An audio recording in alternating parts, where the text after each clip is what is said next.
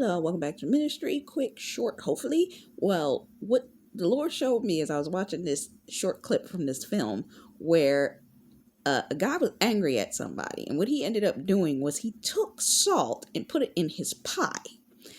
Then the person that came with the guy that got the salt in the pie, he told the person that actually brought him the pie, taste this pie.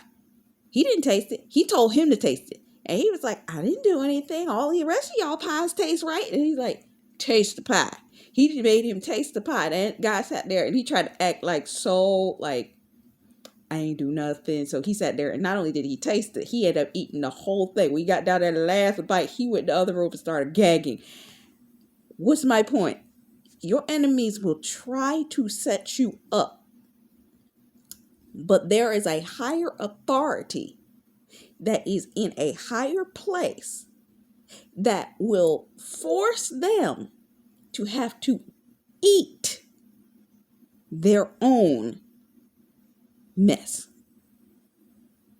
Not only did he have to eat it, he had to eat the whole thing. And technically, it was his own pride that made him eat the whole thing, because he could have just tasted it, but he ended up chewing up the whole thing to try to make it look like it wasn't nothing wrong with it.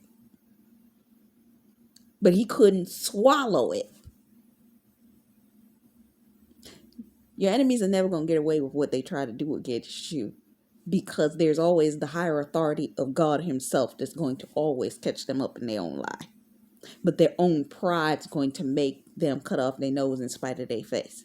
That's going to make them put salt in their own wounds.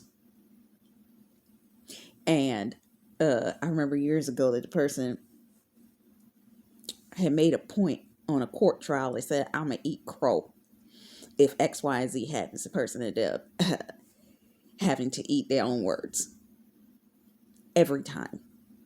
Every time. God always wins in the end. So I hope this blessed you. Until next time. Bye-bye.